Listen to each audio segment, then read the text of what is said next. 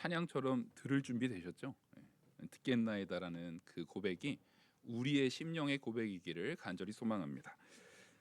오늘 말씀은 의식법과 그리스도. 우리가 계속 지금 법을 하고 있어요. 지난주에 도덕법을 얘기했고 오늘 의식법이에요. 근데 사실은 이 모든 것들을 성경에서는 율법이라는 것으로 이제 통칭해서 말하다 보니까 우리가 살짝 혼동이 있어요. 여기에다가 하나를 더하면 이제 사법법이라는 것이, 이스라엘이라는 나라 자체는요, 종교가 핵심이 되는 종교 국가예요. 종교 국가다 보니까 종교 지도자들이 곧 국가 지도자고, 그 종교 지도자들에 의해 세워지는 법들이 곧 국가의 법이 되다 보니까 이 사법법에 대한 부분도 약간 우리가 흔히 얘기하는 의식법, 그러니까 율법의 예법과 약간 이 경계를 허무는 모호한 요소가 있거든요.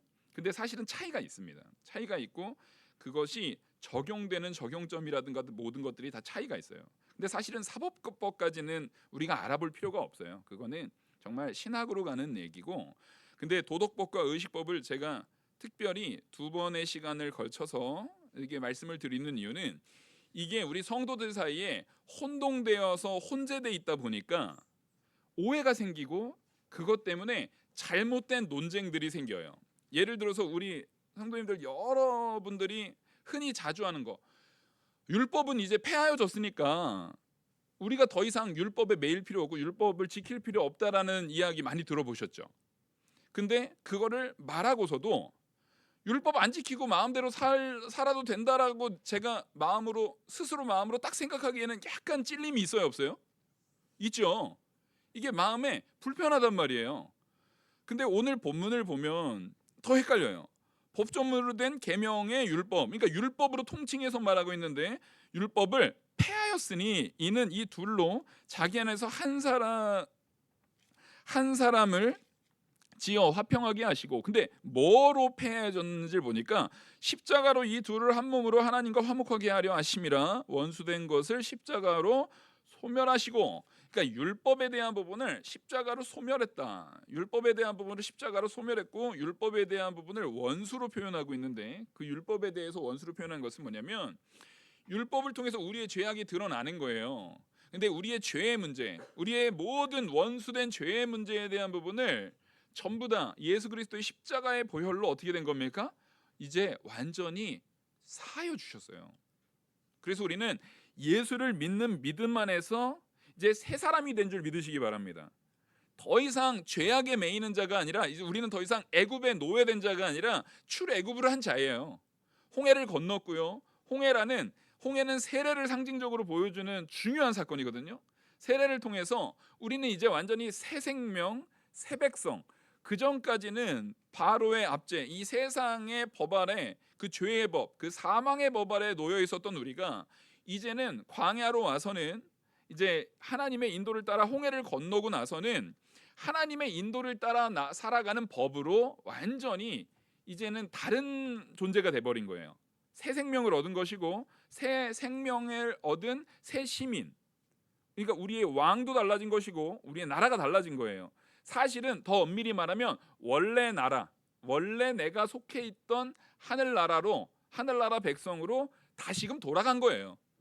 원래 우리는 하나님의 백성이었는데 죄로 인해서 자기가 죄의 종인 줄 알고 거기에 살았던 자들이 이제는 다시 원래 자리로 돌아온 거예요. 정글북 보면은 그 모글리가 자기가 늑대 자녀인 줄 알잖아요. 근데 보니까 늑대랑 모양도 다르고 걔네들처럼 뛸 수도 없고 불편해요.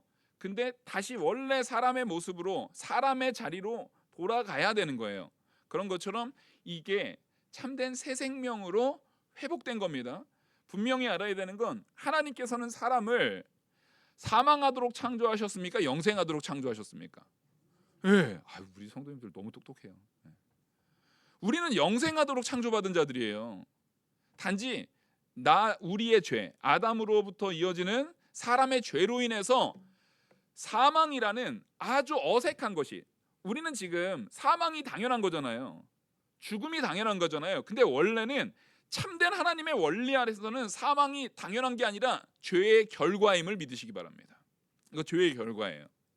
그러니까 우리는 사실은 믿지 않는 자들과 믿는 사람의 사고방식 자체가 같을 수가 없어요. 그들은 사망이 당연한 거예요.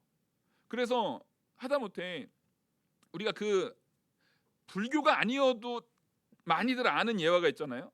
석가모니한테 어떤 여자가 자기 아이가 죽으니까 너무 괴로워가지고 찾아가요. 찾아가서 이 아이 살려낼 수 있는 방법을 좀 알려달라고 막 얘기를 하니까 그 얘기를 하는 거예요. 동네를 다 뒤져가지고 죽었다 살아난 사람이 있으면 거기 그 사람의 뭐 어떤 물건을 하나 가져오라 그래요. 그랬더니 다 다녀봤어요. 열심히 다녔죠. 자기 자녀 살리는 마음으로 열심히 다녔어요. 찾았습니까? 못 찾았습니까? 못 찾는 거예요. 그리고 죽음은 모든 이들에게 당연한 거다라고 받아들였다는 거예요. 그러니까 저는 불교가 싫어요. 거기엔 진리가 없어요. 거기에는 그냥 스스로 받아들여. 그냥 죽으면 당연한 거야. 받아들여. 그냥 그렇게 말하고 있는 거예요. 그게 무슨 의미가 있어요 거기에? 뭘 말하고 싶은 거예요? 그냥 받아들이라는 거예요. 근데 사실은 그래서 오히려 사람들은 그거를 믿지 않는 사람들은 그래 사람이 받아들여야지.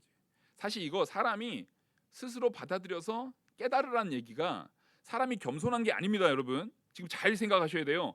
이게 스스로 받아들이고 스스로 깨닫고 스스로 충분히 이것을 다 내가 수용할 수 있다는 것이 겸손한 거예요? 아니에요. 교만한 거예요 이거. 모든 것의 기준이 누구한테 있는 거예요? 사람한테 있는 거예요. 내 생각하기 나름이라는 거예요. 옛날에 생각대로 티 뭐 이거 있었잖아요. 저 그거 보면서 이거 정말 폐역한 광고다. 저만 그렇게 느꼈죠. 이렇게 폐역한 광고가 있나?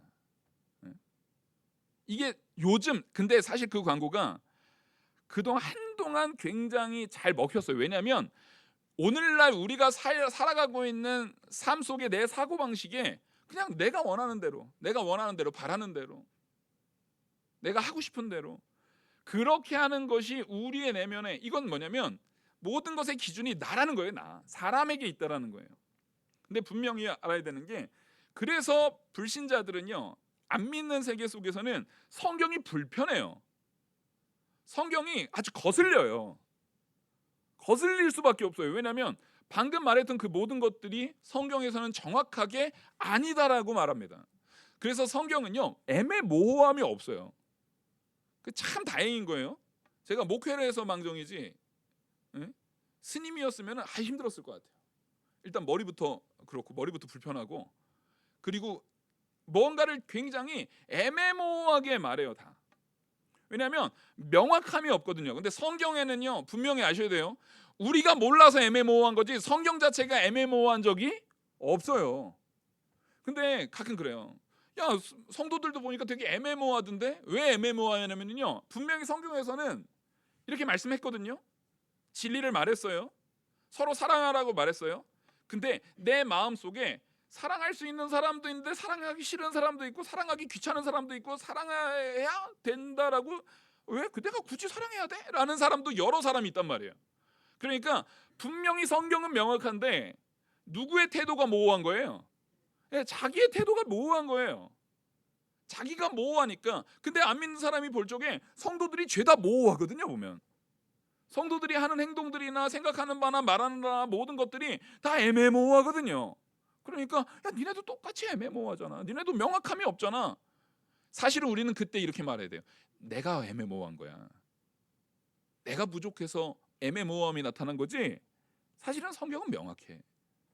여러분 이걸 알아야 돼요. 그리고 우리는 이 애매모호한 현재의 내 모습 속에서 점점 뭘로 가는 거예요? 명확함으로 가는 과정이에요 지금. 아시겠죠? 우린 점점 어디로 가는 거예요? 명확함으로 가는 과정이에요. 그래서 하나님께서는 십계명을 먼저 딱 주시는 거예요. 법을 먼저 주신 거예요. 법은 애매모호하면 됩니까? 안 됩니까? 안 돼요. 법이라는 건요 명확해야 돼요. 그래서 하나님께서는요 백성을 부를 때 법을 주시는 거예요. 아담을 부를 때도 선악을 알게 하는 나무의 실과가 있어. 동산 중앙에 그게 있거든. 그거 먹으면 안 돼. 먹으면 정령 죽으리라 라고 법을 명확하게 선언하는 거예요. 아니 그 명령에 애매모호함이 있어요 없어요? 한 입 먹으면은 혹시 모르는데 두 입 먹으면 확실히 뭐 죽을 수도 있어. 이런 게 아니에요. 만지면은 너 그 근처에 몇 미터 이상 갔으면 안 되고 그걸 몇 초 이상 바라보면 안 되고 뭐 이런 게 없어요. 먹으면 정령 죽으리라. 먹었을 때 뭐 몇 초 안에 뱉으면 괜찮고, 어? 먹고서 삼켰어도 빨리 토해내면 괜찮고 그런 게 아니에요. 하나님께서 우리에게 주시는 법이라는 것은 말 그대로 법이에요. 법. 명확함을 가지고 우리에게 선언하고 있습니다. 먹으면 정령 죽는다예요. 근데 그거를 받아들이는 누가 애매모호해요? 예, 우리가. 하와가 그걸 어떻게 말했어요? 뱀이 너 정말 다 죽는데 그랬더니 아니 그 선악을 알게 하는 다음에 실과를 먹으면 죽을까 하노라. 자, 하나님의 법은 명확했는데 사람이 스스로 판단하고 스스로 해석해내고 스스로 만들어내는 법은 애매모호해지죠. 예, 우리는 다 그 하와의 모습, 그 하와의 표현, 그것들을 분명히 우리가 계승하고 있어요. 아담도 마찬가지잖아요. 하나님께서 약속의 대상, 이 모든 사람의 인류의 대표를 하와로 둔 게 아니잖아요. 아담으로 뒀거든요. 지금 하와가 먹은 게 문제가 아니라 누가 먹은 게 문제인 거예요. 아담이 먹은 게 문제인 거예요. 그게 진짜 가장 결정적인 문제예요. 자기가 그걸 먹었단 말이에요. 자기가 오히려 하와를 책망하고 너 그거 잘못했다 하고 거기서 선을 딱 끊었어야 되는데 자기가 먹었잖아요. 그 꼬임에 넘어갔잖아요. 자기가 그것을, 이거를 뭐 어떤 목사님들은 막 그렇게 얘기하더라고요. 여자가 얼마나 들들 볶았으면은 아담이 그걸 먹었겠냐고. 그게 무슨 말도 안 되는 소리예요. 그게 말도 아니고 방구도 아니고 그게 말이 됩니까? 그걸 어떻게 그 상황을 또 여자 탓을 해요 거기서. 이게 진짜 지금 웃으시는 분들도 있지만 웃지 못할 일이에요. 이거 어떻게 그 상황에서도 설교 시간에 그걸 웃으라고 하는 얘기인지 뭐라고 하는 얘기인지 어떻게 그걸 여자 탓을 해요? 누구 탓입니까?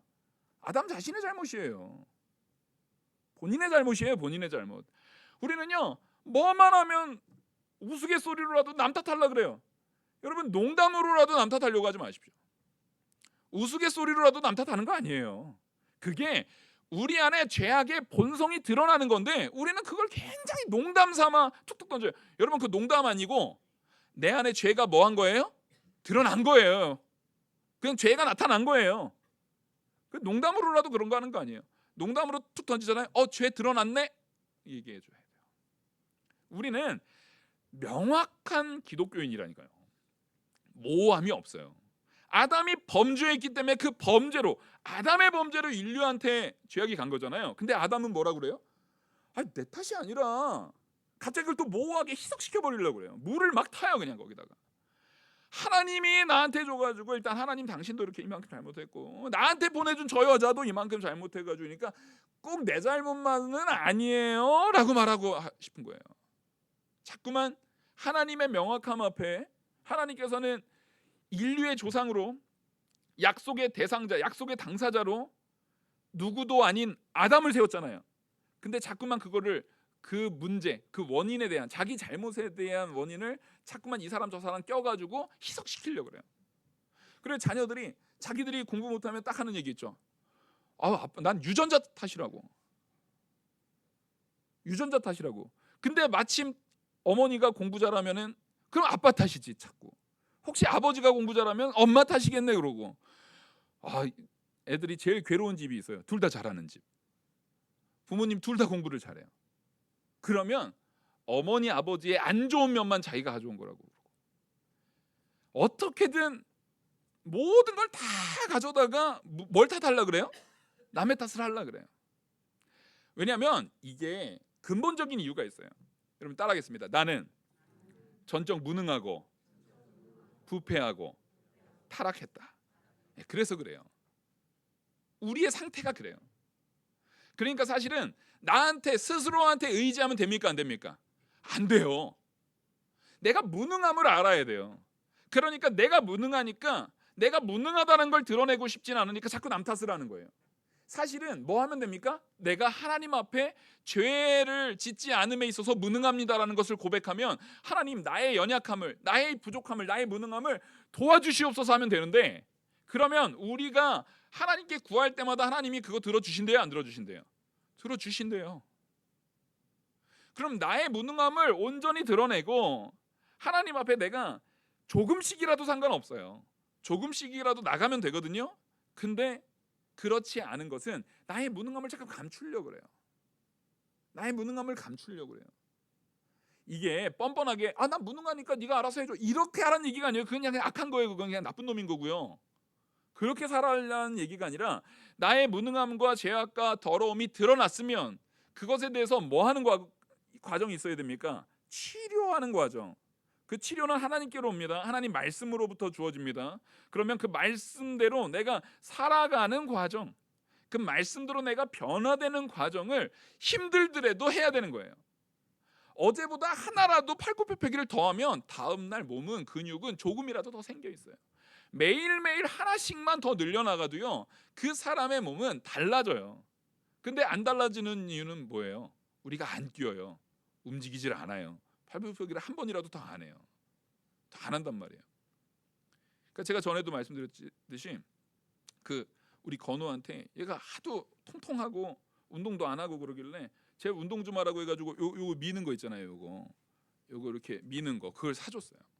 사주면서 제가 처음엔 시범 보일 때는 제가 이렇게 딱 멋지게 시범을 보였죠. 그건 한 개도 못 하더라고. 그래서 야, 남자가 운동해야지라고 했는데 그러고 지금 한 1년 정도 지났거든요. 저는 그 뒤로 계속 먹기만 해서 나와가지고 이게 안 놔요. 얘가 가기만 하고 얘가 돌아오지를 않아. 근데 건우는 이제 처음에는 안전하게 하려고 그 스프링 달려 있는 걸 사줬어요. 그랬더니 이제는 그거는 얘가 한 번에 막 50개 막 100개까지 막 하더라고요. 막. 그래서 이번에 아무것도 없는 거, 동력이 없는 거. 정말 이게 정말 어렵다. 걔는 정말 갔는데 정말 돌아오지 않더라고요. 얘는. 그런데 그걸로도 하는 거예요. 보세요. 왜 그랬냐면 얘가 매일 하더라고요. 매일. 요즘에는 근데 좀 문제가 생겼어요. 교만해져가지고 맨날 자꾸 배를 까요. 이렇게. 아빠 이런 거 없죠. 막 이러면서 막 자랑을 해요. 자꾸 복근 자랑하고 막 이러는데 이게 무슨 얘기냐면 우리의 영적인 근육을 키워야 되는 거예요. 우리의 영적 근육을 키워야 돼요. 어떻게 해야 됩니까? 해야 합니다. 순종을 해야 되는 거예요. 거룩을 추구해 나가야 되는 거고요. 말씀을 지켜나가야 되는 거예요. 말씀을 지켜나가야 되는 것에 그 법, 하나님께서 우리에게 제시해 주신 그 법의 의미를 우리가 잘 이해하고 지켜야 되는 거예요. 그러니까 무지성적으로 법이 선포되는데 그 법에 대한 이해도 없이 살아가면은 당연히 지킬 수도 없을 뿐더러 그 지킨다 할지라도 누구를 위해서 지키는 거예요? 그냥 자기를 위해서. 정말 의미를 알고 제대로 알고 지켜나가야 되는 거예요. 그래서 지금 지난번에 도덕법과 의식법, 이번 주에 의식법에 대한 부분을 제가 구분해서 알려주는 이유가 이거예요. 뭐냐면 우리는 너무나 모르다 보니까 도덕법도 다 폐해졌으니까 우리 막 살아도 돼. 구원파처럼. 어차피 우리는 이제 아무렇게나 살아도 다 구원받은 백성이야 이렇게 말하지만 그건 전혀 틀렸다라는 거예요. 율법은 분명히 도덕법과 의식법으로 구분됩니다. 지난주 우리 도덕법을 배웠잖아요. 도덕법은 아예 자연법이에요. 자연법. 자연 안에서 우리에게 주어진 법이에요. 그러니까 부모 공경하는 건 당연한 거예요? 안 당연한 거예요? 당연한 거예요. 살인하지 말아야 되는 거 당연한 거예요. 간음하지 말아야 되는 거 당연한 거예요. 더 앞서서 하나님을 경외하고 하나님을 섬기고 하나님 외에 다른 신을 두지 않고 하나님의 이름을 망령되지 않는 것은 당연한 거예요. 이게 당연한 거란 말이에요. 근데 요즘 이 시대에 사람에 대한 부분은 일정 부분 당연하다고 받아들이지만 그에 앞서는 하나님에 대한 법에 있어서 사람들이 당연한 법이라고 받아들입니까? 안 받아들입니까? 안 받아들이죠. 이거는 분명히 이 창조 원리상 하나님의 창조주이신 하나님께서 주신 창조 원리상 당연한 법인데 그것을 예수님께서는 이렇게 구분했어요. 이렇게 요약했어요. 하나님 사랑과 이웃 사랑. 하나님 사랑과 이웃 사랑이라는 것으로 완전히 이것을 요약했단 말이에요. 그러니까 이거는 없어질 법이에요, 영원한 법이에요? 영원한 법이에요. 천국에서도 계속 유효한 영원한 법이에요. 이거 폐해지는 법이 아니에요. 영원히 지켜질 법이에요. 당연히 영원히 하나님을 찬양하는 거고 하나님을 사랑하는 거고 하나님 사랑의 근거에서 하나님을 사랑하는 백성이 하나님의 말씀대로 순종해서 이웃을 사랑하는 거예요. 그러니까 이웃을 사랑하니까 부모를 공경하는 거고요. 사랑이 있으니까 남의 것을 탐내지 않는 거고요. 살인하지 않는 거고요. 도둑질하지 않는 거고요. 망령 때 남의 것을 우리가 탐하지 않는 거예요. 탐심을 갖지 않는 거예요. 왜요? 그 사랑의 근거로 나온 거란 말이에요.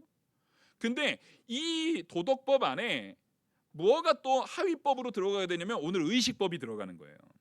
이 의식법은요, 하나님을 온전히 섬기는 자리로 가는 과정에 있어서 필요한 요소들. 그래서 의식법을 우리가 규정할 때 우리 주보 한번 보겠습니다. 자, 이 의식법 또한 누가 주신 줄 알아야 됩니까? 하나님이 주신 겁니다. 이 의식법 또한 하나님이 주신 거예요. 1번 한번 읽어보겠습니다. 같이 시작. 하나님께서 연약한 이스라엘 백성에게 그리스도의 예표로 의식법을 주시기를 기뻐하셨다. 자, 히브리서 10장 1절입니다. 같이 한번 읽겠습니다. 같이 읽겠습니다. 시작. 율법은 장차 올 좋은 일의 그림자일 뿐이요 참 형상이 아니므로 해마다 늘 드리는 같은 제사로는 나아오는 자들을 언제나 온전하게 할 수 없느니라. 아멘. 이게 뭐냐면 제사제도, 율법에서 명시된 제사제도를 얘기하고 있는 거예요. 그러니까 율법에서 명시된 제사제도니까 여기서 말하는 율법은 십계명 율법을 얘기하는 게 아니라 의식법 율법을 얘기하는 거잖아요. 그러니까 율법의 용례가요 이렇게 혼용되어 있어요. 왜 혼용할 수 있는 거냐면 실제로는 이 의식법이라는 가치도 십계명의 더 큰 상위법인 도덕법에 다 포함됩니까? 안 됩니까? 다 포함 관계에 있는 거예요. 그래서 이게 혼용해도 문제가 없는 건데 우리는 이것 때문에 오해를 한단 말이에요. 하나님이 잘못 말씀하신 게 아니라 누구의 이해력의 부족으로요? 사람, 우리의 이해력의 부족으로 이거를 오해하다 보니까 야, 근데 이 율법, 여기 봐, 율법이 있는데 예수님께서 우리 아까 에베소에서 읽었던 것처럼 예수님 율법 폐했대잖아. 아이 폐했다고 성경에 있는데 너 성경대로 믿으라며. 목사님 성경대로 믿으라면서요. 폐했다고 돼 있는데 왜 그걸 이제 와서 말을 바꿔요? 라고 말하는 것에 바로 우리의 오해라는 거예요. 지금 이게 폐했다라는 의미가 더 정확하게 말하면 더 이상 그 법이 폐해졌다라는 의미는 더 이상 그 법이 나에게 영향을 미치지 못한다는 거죠. 더 이상 그 법에 의해서 내가 어떤 영향을, 그 법에 의해서 우리가 그 법 아래에서 그 법에 대한 그 통치를 받지 않는다라는 의미를 얘기하고 있어요. 그러니까 그러면 의식법이라고 말하는 것이 무엇인지를 정확하게 알아야 돼요. 우리가 의식법이라고 말하는 것은 물론 도덕법 아래 있지만 여기에서 지금 오늘 본문에서 말하는 지금 히브리서 10장에서 말하는 것처럼 이건 그림자예요. 앞으로 참으로 올 형상이 있는 거예요. 진짜 형상이 있는데 저쪽에 햇빛이 저쪽에 있다고 치죠. 햇빛이 이렇게 비쳤어요. 근데 이 그림자가 이렇게 길게 있는 거예요. 길게 주어져 있어요. 근데 내가 이 골목에서 벽으로 가려져 있는데 그림자 하나가 여기에 딱 보이는 거예요. 아직 저는 실체를 알아요, 몰라요? 그림자만 봤잖아요. 그림자 앞부분만 봤어요. 근데 그림자가 점점 이쪽으로 움직이는 것이 느껴져요. 그러면 우리는 그림자를 보면서 뭐가 오고 있음을 감지할 수 있어요? 실체가 지금 다가오고 있음을 알 수 있는 거예요. 그리고 언젠가는 나는 지금 골목에서 여기만 보고 있어가지고 그림자밖에 안 보이지만 시간이 되면, 때가 되면 그 실체가 내 앞에 나타날 거예요, 안 나타날 거예요? 나타날 거예요. 이건 그림자가 보여주는 일종의 사인이죠. 그 그림자를 통해서 실체가 다가오고 있구나, 실체가 오고 있고 내가 분명히 실체를 보게 될 거구나 라는 것을 아는 거예요. 하나님께서는요 이 제사제도, 이 의식법이라는 것이 결국에는 2번을 한번 같이 읽어보면은 이렇게 되어 있습니다. 2번 같이 읽어보겠습니다. 시작. 의식법은 예배와 도덕적 의무 등의 여러 가지 예표적 규례를 포함하며 다양한 교훈들을 제시한다. 여기에서는 여러 가지 예배에 있어서는 예를 들어서 과거에 이제 유월절, 대표적으로 유월절이 있잖아요. 7.1절, 초막절 막 이런 절기들이 있잖아요. 그 다음에 월삭이라는 것은 매월 하는 제사였습니다. 매월 하는 제사들. 그리고 또 안식일, 요즘으로 치면은 우리 주일 성수잖아요. 안식일이 얼마나 중요한 절기냐면은요, 우리는 착각하기를 성탄절이 중요하고, 예를 들어서 성탄절이 중요하고 부활절이 중요하고 이렇게 중요하다라고 생각하지만 정말 유대인의 입장에서 유대인이 생각하는 인식 속에서 어떤 인식이 있었냐면 모세의 명령에 따라서 아주 중요한 인식이 있어요. 모세의 명령에 따라서 아주 중요한 인식이 있는데 뭐냐면, 자, 안식일은 52번 오잖아요, 매주. 그렇죠? 52주니까 52번이 올 거 아닙니까? 그러니까 우리는 주일 52번 돌아오는 거고, 성탄절이나 부활절이나 추수감사절 같은 경우는 1년에 한 번 있는 거니까 그걸 되게 더 중요하게 생각한단 말이에요. 아니에요. 만약에 모든 절기가요, 월삭이 됐든 무슨 절기든 어떤 절기든 주일 안식일이랑 겹치잖아요. 그러면 안식일이 우선입니다. 이게 참 명확한 법이에요. 그러니까 모든 절기 중에 뭐가 제일 중요한 거예요? 안식일이 제일 중요한 거예요. 왜냐면 안식일이 온전히 되어 있지 않으면은요, 그 사람은 매 순간마다 하나님과의 법 아래에서 온전히 서 있지 않은 사람이라고 보는 거예요. 안식일이 제일 중요한 겁니다. 여러분, 그러니까 사실은 어떤 절기보다에 앞서서 주일 성수가 중요한 거예요. 이게 성경에서 말하는 하나님께서 주시는 그 지혜거든요. 하나님께서 주시는 하나님에 대한 인식의 요소예요. 모든 것보다 주일날 하나님을 만나는 거, 하나님의 말씀대로 사는 거, 하나님의 말씀에 주장받는 게 제일 중요한 거예요. 근데 이런 법들, 여기서 말하는 예배와 도덕적 의무들, 여러 가지 예표적인 규례를 옛날에는 더 뭐랄까 초보적인 신앙, 자, 신앙이라는 것은 반드시 신학을 동반합니다. 신학적 성경을 통해서 학문적 이해가 있어야 돼요. 학문적 이해는 초등학문이 있고 점점 고등학문이 있죠. 시간이 지나면 지날수록 학문이 점점 점진적으로 발전합니까, 안 합니까? 점점 점진적으로 발전하잖아요. 마찬가지로 구약시대 백성들에게는요, 예를 들어서 우리 하나님의 인도하심, 하나님이 신실하게 변함없으시게 우리를 주장하여 이끄신다라고 말할 때, 여러분 지금 알아들어요, 안 알아들어요? 다 알아듣죠? 하나님은 변함이 없으셔. 하나님은 신실하게 우리를 이끄셔. 이거 되게 신학적인 내용이거든요. 여러분 진짜 똑똑하신 거예요. 이게 얼마나 신학적인 얘기인지 몰라요. 이거를 구약 시대에는 요 한마디, 하나님이 신실하게 우리를 포기하지 않고 이끄셔, 그리고 변함이 없으시게 이게 이끄셔, 요 한마디를 구약에는 어떻게 설명했냐면 아브라함의 일대기 전체를 가지고 설명한 거예요. 아브라함 일대기 전체를 가지고 설명하면서 봤지, 하나님은 이렇게 변함없이 하나님의 택한 백성을 결국 자라게 만드는 일을, 스토리를 가지고 설명했다고요. 아브라함의 일대기를 통해서. 근데 우리는 그것을 한마디로 이해하잖아요. 그러니까 사실상 학문적 점진성, 신학의 점진성으로서 우리는 굉장히 지금 수준이 높아진 거예요. 근데 문제는 머리는 수준이 높아졌는데 행함에 있어서는 수준이 떨어져 버렸어요. 이게 심각한 문제예요. 그러니까 머리와 몸이 따로 노는 거예요. 오히려 우리는 반드시 하나님께서 주시는 이 신학적 이해에 대한 가치가 높아졌으면, 목사는 더 그렇겠죠. 이게 높아졌으면 당연히 삶의 가치도 어때야 돼요? 높아져야 되거든요. 근데 이게 지금 따로 노니까 괴리가 심각하고 안 믿는 사람이 볼 적에 우리가 모호해 보이는 거예요.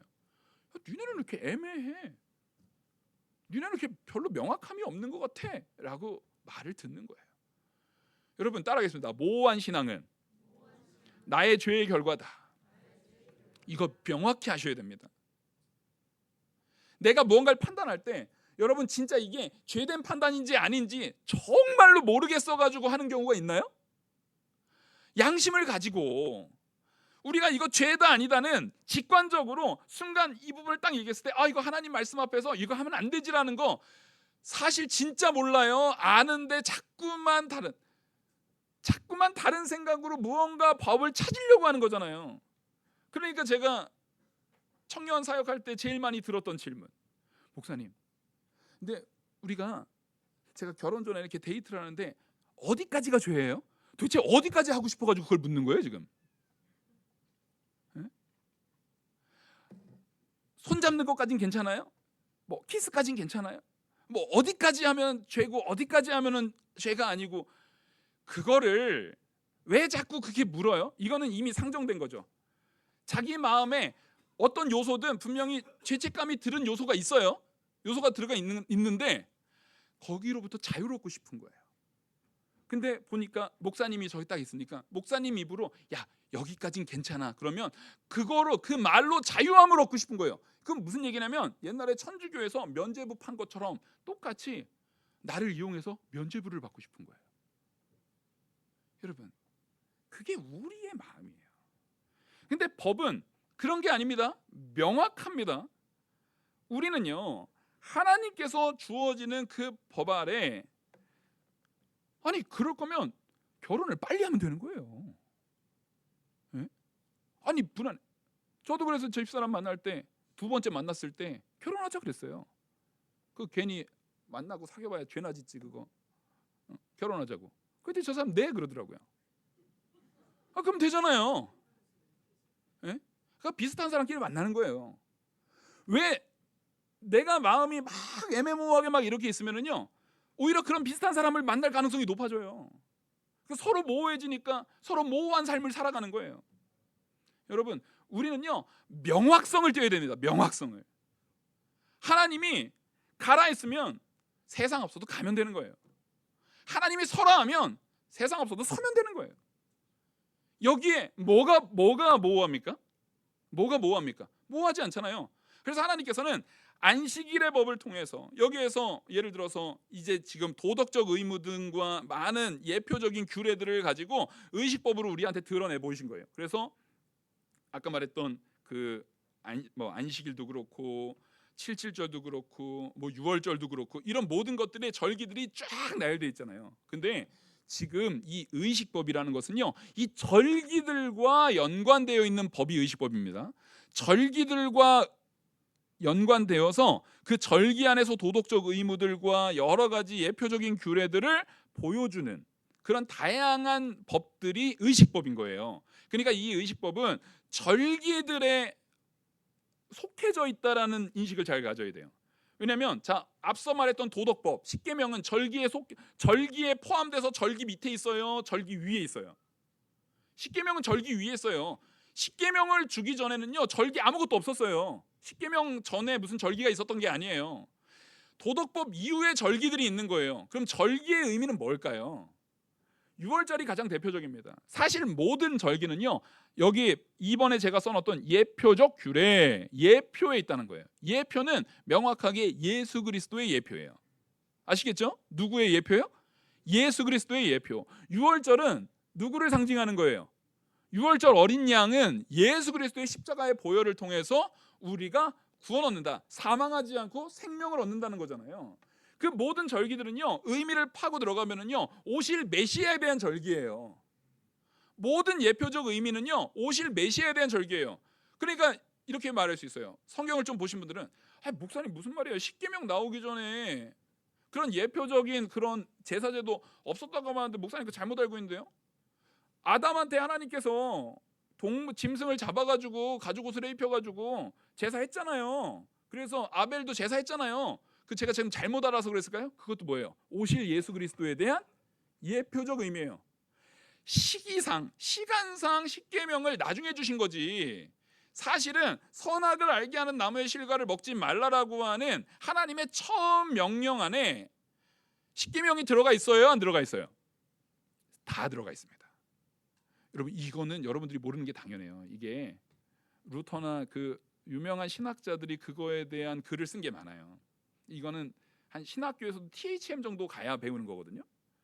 실제 하나님께서 너 선악을 알게 하는 나무의 실과를 먹지 마 라고 말했잖아요.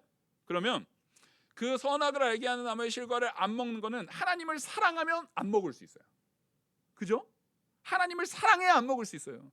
그러니까 그 선악을 알게 하는 나무의 실과를 먹지 말라는 명령 자체가요 사실은 십계명의 원본이에요.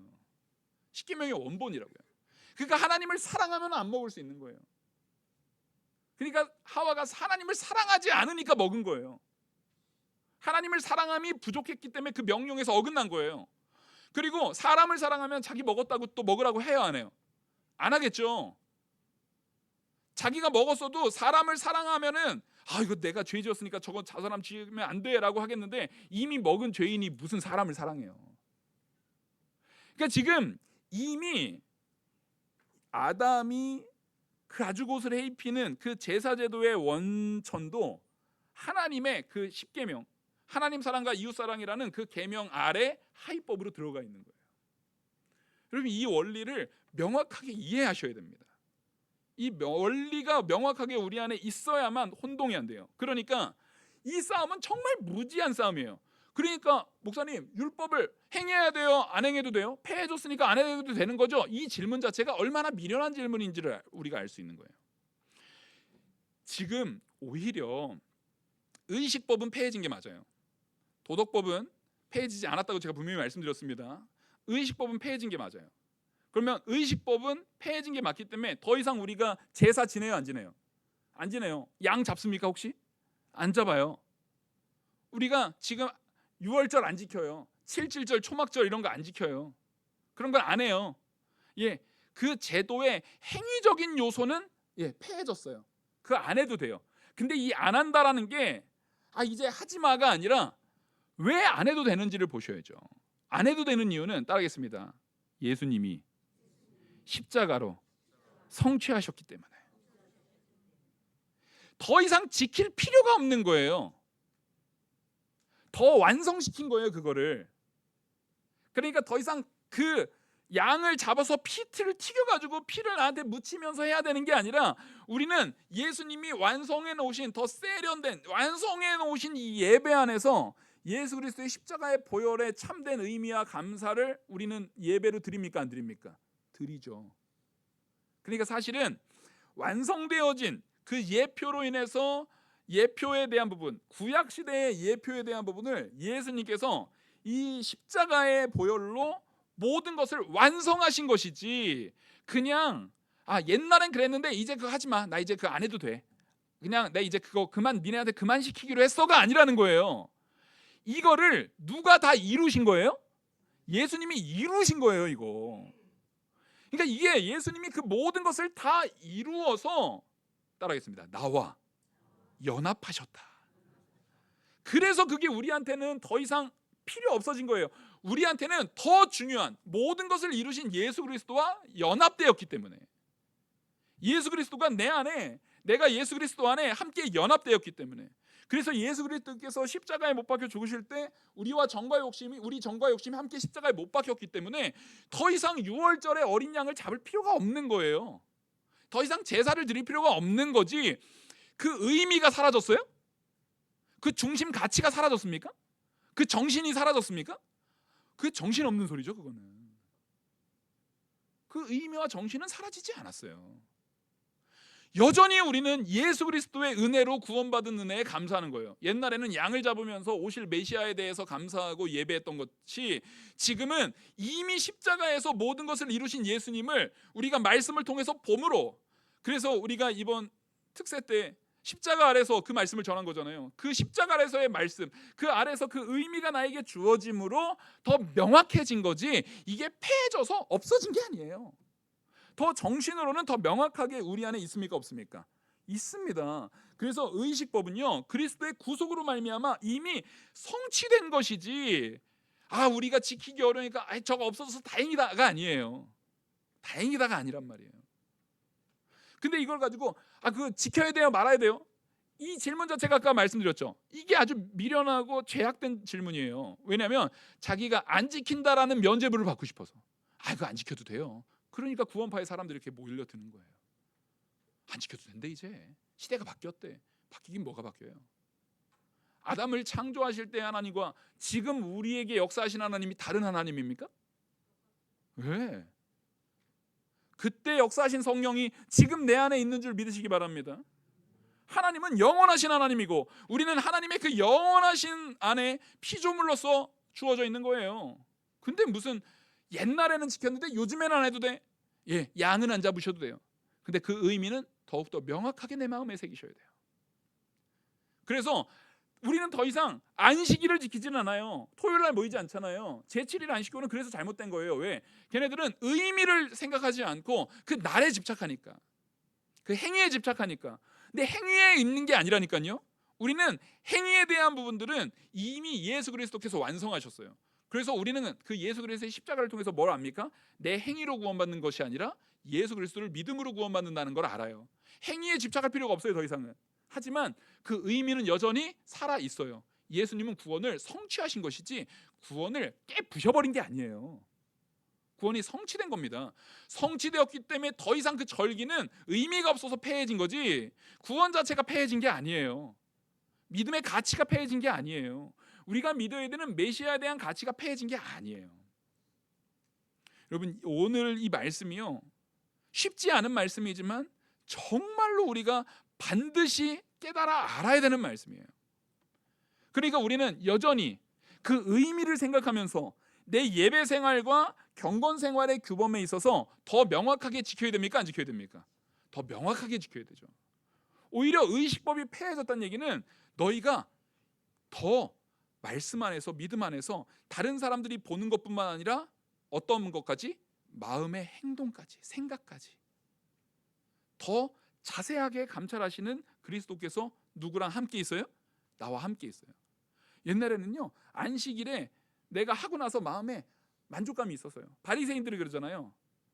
예배하고 안식일하고 헌금 내고, 나는 저 세리와 창기와 같지 않고, 이방인들과 같지 않고, 저 개돼지 같은 이방인들하고 같지 않아서 감사합니다, 이렇게 기도했단 말이에요. 정말로 마음에 자부심 가지고 했어요. 왜? 행위로 내 모든 일들이 끝났다라고 생각해버린 거예요. 사실 그건 어려운 길이에요, 쉬운 길이에요? 쉬운 길을 간 거예요. 그 사람들이 쉬운 길을 간 거예요. 613가지를 만들어 놓고 쉬운 길을 간 거예요. 근데 진짜 중요한 것은 예수님께서 이렇게 말하잖아요. 야, 살인하지 말라 하고 말했는데 네가 마음으로 다른 사람을 미워했지? 그거 살인한 거야. 간음하지 말라고 했는데 마음에 음욕을 품었지? 그거 간음한 거야. 지금 이제 우리는 오히려 예수님이 구원을 완성하심을 통해서 더 어려운, 그러니까 우리 보통 제 세대 사람들은 이제 게임을 많이 했던 사람은 페이지 2라 그래요. 이제 다음 단계로 넘어간 거예요. 이제 다음 단계로 넘어간 거예요. 더 어려운, 더 궁극적인, 더 명확한 단계로 우리는 넘어간 거예요. 이제는 더 이상 내가 행했다고 해서 마음으로 편한 것이 아니라 내가 행함이 있다고 할지라도 그 행함 자체가 부족함을 알아요, 몰라요? 알아요. 내 마음에 온전하지 못한 마음의 그 더러움들이 성령의 조명과 예수 그리스도께서 감찰하시는 그것을 통해서 드러나잖아요.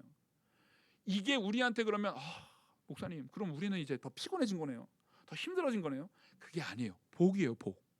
왜 복이냐면 그전에는 그 사람들이 자기의 행위를 통해서 나 이것도 지켰고 이것도 지켰고 이것도 지켰고 이것도 지켰기 때문에 나 이제 거룩해 라고 했는데, 사실은 자기 마음에 죄가 있다라는 것을 솔직히 압니까, 모릅니까? 알죠. 그래서 불안해요. 사람은 자기의 행위가 온전하지 않기 때문에 언제나 불안에 떨 수밖에 없어요. 근데 우리가 경험하고 있는 예수 그리스도와 연합됨을 통해서 경험하고 있는 참된 은혜, 의식법이 폐해지고 이제는 예수 그리스도께서 구원을 성취하셔서 우리가 누리는 은혜는 뭐냐면 성령의 조명, 예수 그리스도께서 우리와 연합됨으로 우리 안에 계신 성령의 조명을 통해서 우리 안에 죄가 확 드러나요. 확 드러나요. 그러니까 너희는 죄인이야를 누가 직접 고발하는 거예요? 성령께서 직접 고발해요. 목사님, 그러면 더 피곤해진 거 아니에요? 근데 성령께서 고발하시면서 너희가 죄인인데 그 죄를 내가 치워줄게. 너로서는 저 죄를 완전히 감당할 수 없음을 너는 이제 받아들여야 돼. 넌 그걸 믿어야 돼.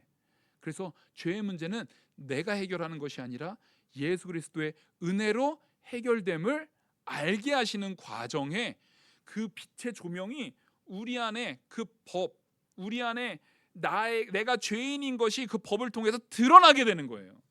그래서 오히려 십계명을 통해서 그 영원히 없어지지 않는 도덕법을 통해서 우리가 죄인인 것이 자꾸만 드러납니까, 안 드러납니까? 드러나요. 근데 그게 우리에게 저주가 아니라 그 죄의 문제를 해결해 주시는 예수님이 나와 함께 하시는 놀라운 은혜가 같이 주어진다는 거예요. 그래서 여러분, 성도의 시작은요, 따라하겠습니다. 죄인임을 깨닫는 것부터 시작된다. 그게 우리에게 복이에요. 의식법은 폐해졌습니다. 의식법은 폐해졌어요.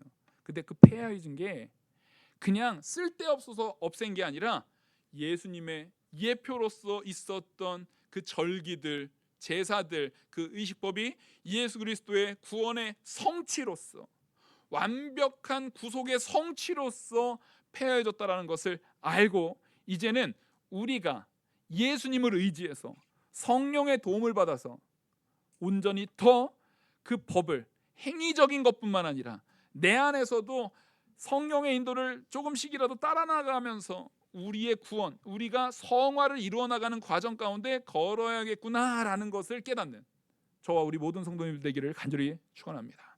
기도하시겠습니다. 은혜와 사랑이 무한하신 하나님 아버지, 의식법, 그것은 우리 그리스도를 통해서 완전히 성취되었고 더 이상 우리에게 효력이 없다라는 것이, 나는 막 살아도 된다라는 것이 아니라 오히려 그 법보다 더 귀중한 그 정신이 우리 안에서 성령의 인도를 따라 점점 지켜져 나가야 되며, 그것을 더욱더 예배와 경건에 있어서 거룩하게 살아가는 것이 행위적인 것뿐만 아니라, 겉으로 보이는 것뿐만 아니라 우리의 내면적인 것까지도 온전히 변화해야 되는 놀라운, 더 어려운 과정이 우리에게 주어진 것을 믿게 하여 주시옵소서.